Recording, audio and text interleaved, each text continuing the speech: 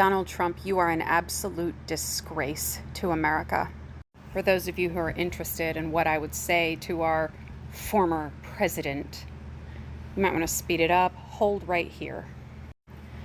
Mr. Trump, I saw your rally in Georgia today where you said not one word about the good work of the current administration or diplomats in bringing home Americans, in bringing home a Marine. Instead, you congratulated the dictator who was holding them hostage. You congratulated a tyrant who trumped up espionage charges on American citizens.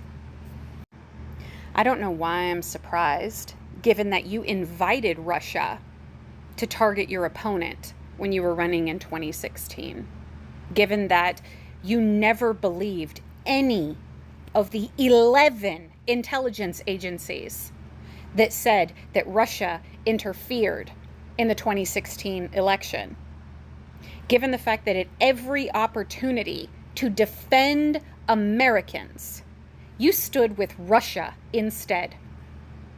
And when Russia helped Iran put bounties onto the heads of American service members, you said nothing. Given the fact that when Russia coordinated with the Taliban to target American service members, you were too much of a coward to stand up for Americans. You are an absolute pathetic man. Every time a patriot, an actual patriot, has stood up to you, you go on personal attacks.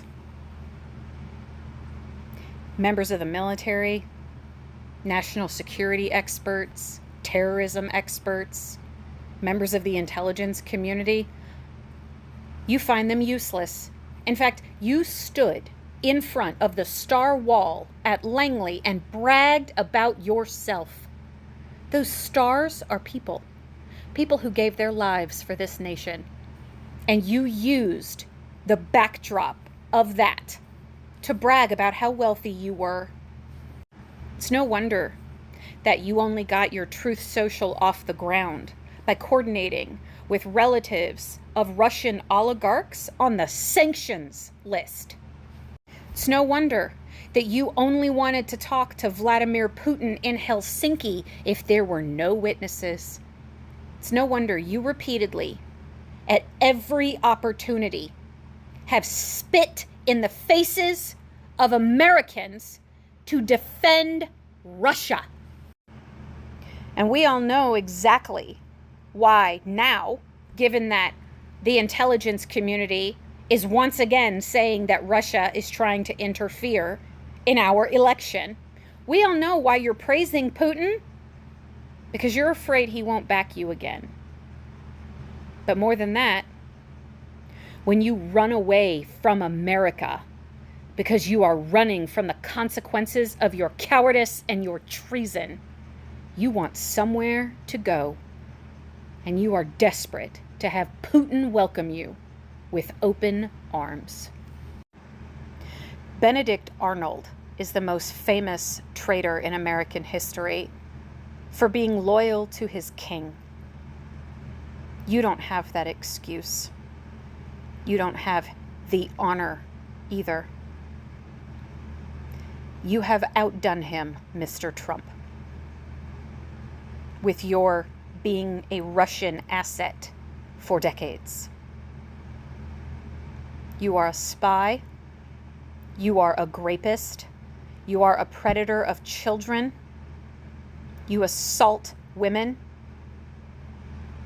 You are a bigot, a xenophobe, a racist, a fake Christian. You are a traitor to America and to American ideals. It's why you are so willing to, as you put it, terminate all rules and regulations to include the Constitution. And why were you willing to do that? Because you lost. and you could not cheat and steal your way to power. It's why you're so desperate now. You don't want anyone to know just how far you have gone to sell this nation to the highest bidder. As if we didn't know about the payments from Egypt or Saudi Arabia or China or Russia. You are loyal to anyone who will put money in your pocket, and you will sacrifice American patriots if it makes you wealthy.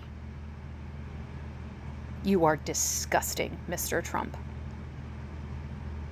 How dare you?